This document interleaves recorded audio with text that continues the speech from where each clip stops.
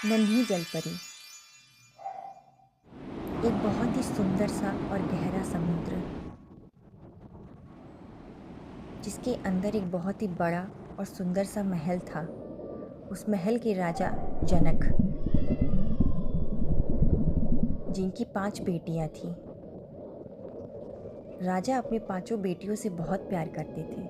उनकी सारी बेटियां बहुत सुंदर थीं, लेकिन छोटी बेटी अल्मोरा सबसे ज़्यादा सुंदर थी और चंचल स्वभाव की भी थी।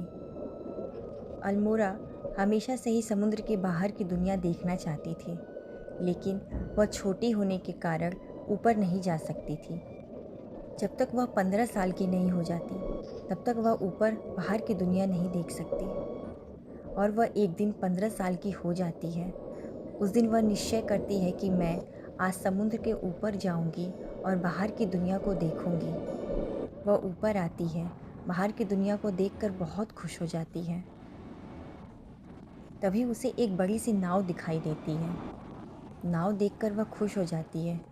वह नाव की तरफ आकर्षित हो जाती है और नाव के पास जाने के लिए सोचती है। नाव के पास जाने के बाद उसे दिखता है कि एक बेहद सुंदर राजकुमार उस नाव पे सवार है। राजकुमार को देखकर वह खुश हो जाती है।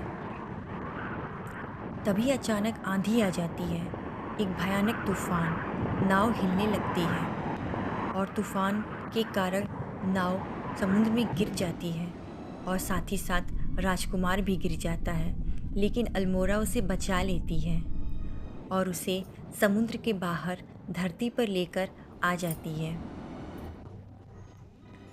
अल्मोरा राजकुमार को वहाँ छोड़कर चली जाती है।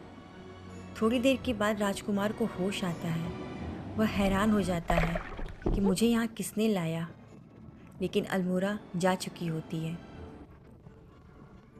वहाँ पर राजकुमार के सिपाही आते हैं और राजकुमार को वहाँ से अपने महल जाने के लिए बोलते हैं।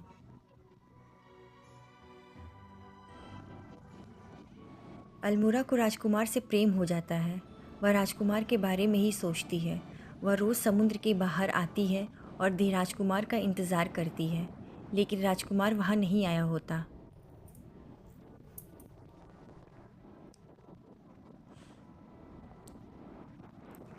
अल्मोरा को राजकुमार के पास जाना होता है, लेकिन वह जलपरी है, इसलिए वह बाहर नहीं जा सकती।